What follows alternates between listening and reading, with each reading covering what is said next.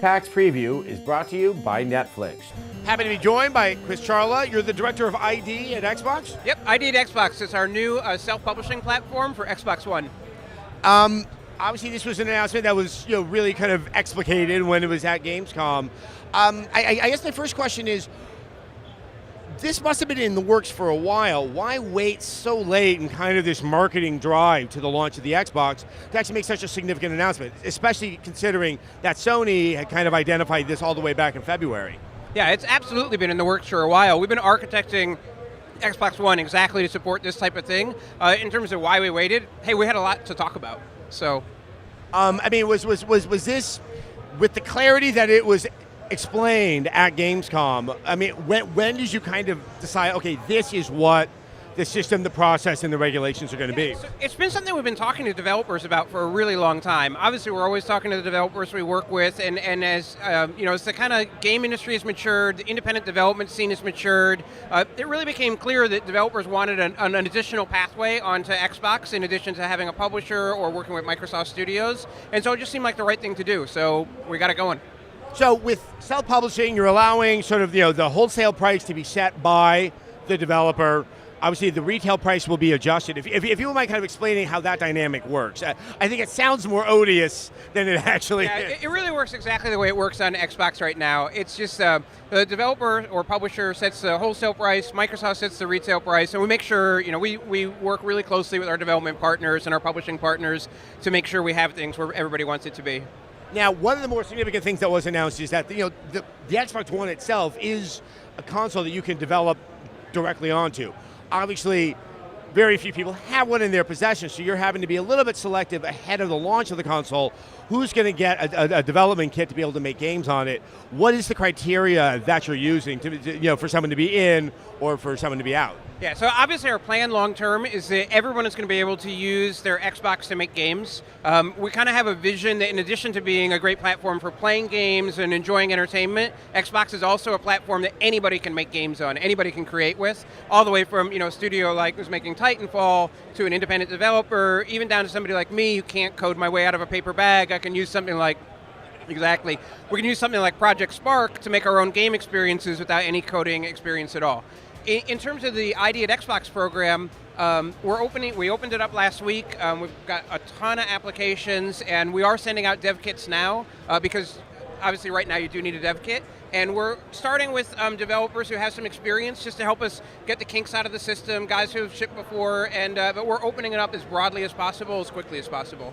Now, one of the things I was very interested in with the announcement that was at Gamescom was the way in which you're going to kind of curate the store. I mean, all you have to do is go to sort of the Apple store and there's so much product and it's very hard to sort of tell what am I going to be interested in. If you wouldn't mind going into detail about what the thinking is so you can help consumers actually discover high quality content. Yeah, absolutely. I mean, when we think about digital storefronts, this is something people have been thinking about for a long time, and I think on, the Xbox Marketplace is going to, on Xbox One, sorry, I'm distracted by some cosplay, it's going to be really, really exciting. We're doing a lot of things to really improve discoverability. So you have all the normal things that you would expect to see, what's popular, what just came out, but you'll also have things like trending, which shows you not necessarily what's just popular, but what your friends are playing and kind of like what they've been playing recently to kind of sort of discover new things. The other thing we're really excited about is game DVR.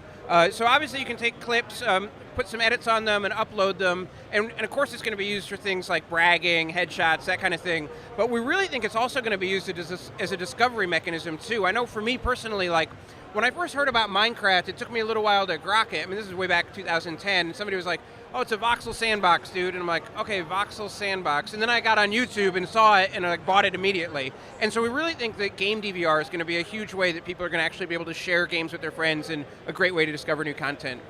And how are you controlling the content? Obviously, there is some validation, so something that's truly objectionable because of content.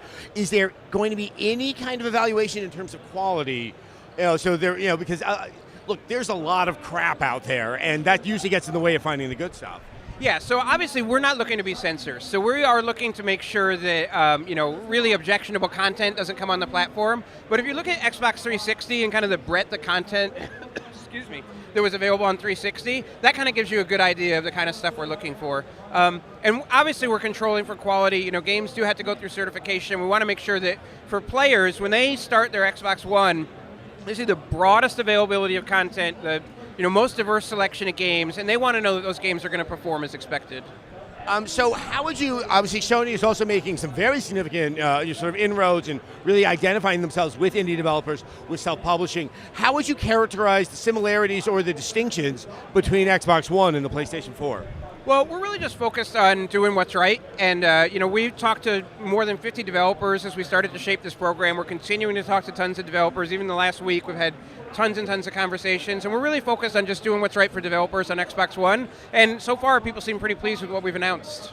I'm going to have to ask you, and forgive me, obviously you would characterize what Xbox One is doing as doing the right thing for developers. Do you think that is distinct from what Sony is doing with developers? Obviously you don't work there, so you only know so much. I mean, I look out right now and see like what's going on across the whole independent development scene and what all the different console manufacturers are doing, and I think it's great. And I think what we're doing on Xbox One is absolutely fantastic. And when I talk to independent developers, they're really psyched. And my final question, I think this is something that a few people that have been around in the press for a little bit too long have to wonder. There's something very exciting on the creative side of what's happening on the indie scene. In terms of as a business, it really hasn't shown necessarily a high level of profitability, with the exceptions of something like Minecraft, which is just sort of astonishing. I mean, is this a long-term business plan that really can generate revenue and may become something central to the overall, I guess, revenue stream of the Xbox One? Absolutely. I can't go into specific numbers, but I was working on XBLA before I worked on this initiative, and I can tell you that there's a ton of games that make a lot of money that are not Minecraft, right? And the sales are great, and we're really focused on creating a sustainable ecosystem for independent developers on Xbox One. We don't want this to be a flash in the pan. This is not a fad. This is a new way of doing business, and we want to make sure that we have a platform that independent developers have to be really successful on for years and years to come. All right, well, I wish you all the best. I know you have a lot of work ahead of you. Thank you so much for your time. You obviously like video games, but would you like a better way to watch television? Netflix lets you stream your favorite movies and shows straight to your home without the need for a cable bill.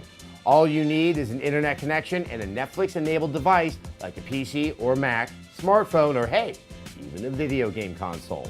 For a limited time, hit up netflix.com/Rev3Games for a free trial. Every sign-up helps support Rev3 Games and gets us to more events like PAX.